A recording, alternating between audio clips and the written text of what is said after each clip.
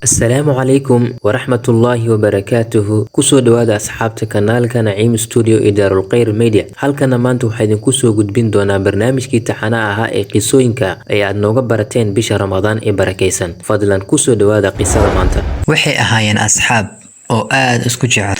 Waxay ka koobnaayeen 3 wiilashan. Markastoo markay fasax ay helaan waxay ka faa'iideystaan fasaxoodii. Markastoo fasax uu soo maro waxay tagaan wadamada Yurubta ayay tagaan.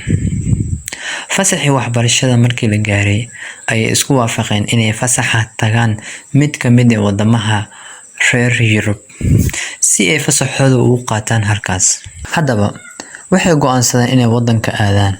Way isdiyaariyeen, wayna baxeen, waxayna tageen wadamada Yurubka. Waxayna ku degeen hoteelada ugu qaalisan. Haweenada ka mid ah ayay go'aansadeen inay aadaan baarka si ay ugu soo raaxaystaan u baashaalaan. Wiilashii mid ka mid ah ayaa dhahay, aniga min raacayo, intaan club aan aadi lahaa, aan khamra soo cabi lahaa, waxay dhantaa in Ilaahay subxaanahu wa tacaala aan rumeeyo. Labadii wiil way ka diideen. Waxay dhaheen, waan soo raaxaysanaynaa, waan soo baashaalnaa ee inakeen. Wiilkii wuu diiday. Wiilkii Ilaahay subxaanahu wa tacaala ayaa qalbigiisa iimaan geliyay. Labada wiil way tageen, waxay aadeen hoteelka, ayay aadeen, khamri iyo zina ayay ku soo dhaceen. Markii la gaaro waqtigii la soo laaban lahaa ayay ku fikireen.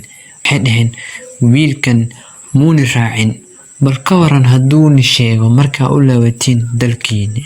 Mid ka mid ah wuxuu dhahay, wiilkan waa la heshiinaynaa, aan u soo wadaynaa gabar aad u qurux badan, aan la tumanayna. Gabadhana waxaan ku dhahaynaa, wiilkan u tag, una sheekee si qalbigiisi u bedelma. Balse Ilaahay subxaanahu wa tacaala wiilka qalbigiisi iimaan ayuu ku tuuray. Intaas kadib gurigii ayay yimaadeen xilli dambe oo habeenkii ah. Albaabkii ayayna ku garaaceen. Wiilkii oo iska sii hurdaya ayayna ku fureen albaabkii qolkiisa. Kadib gabadhii ayay u galiyeen. Kadibna korka ayay kaga xireen qolka si uusan uga soo bixin. Waxayna u dardaarmeen naagtii inay u adeegsato wado kasta oo suurtagal ah si uu ugu soo dhaco. Run ahaantii way samaysay wado kasta oo suurtagal ah, hase yeeshee way ka guuleysan waysay wiilka dhalinta ah ee qalbigiisa iimaanka buuxiyay. Markuu iska sii kari waayay ayuu naagtii ku dhahay, wax ma kuu sheegaa naag yahay? Haa ayay tiri. Wuxuu ku yiri, aniga waxaan qabaa cudurka HIV/AIDS. Wuxuuna sida u yiri bal inay ka cabsato cudurkaas kadibna uga joogsato xumaanta. Laakiin iyadii ayaa ka sii dartay oo waxay ku tiri, imisa sano ayuu ku hayaa? Wuxuu ku yiri, sanad ayuu i hayaa. Waxay ugu jawaabtay, aniga 3 sano ayuu i hayaa, dhib ma laha ee kaale.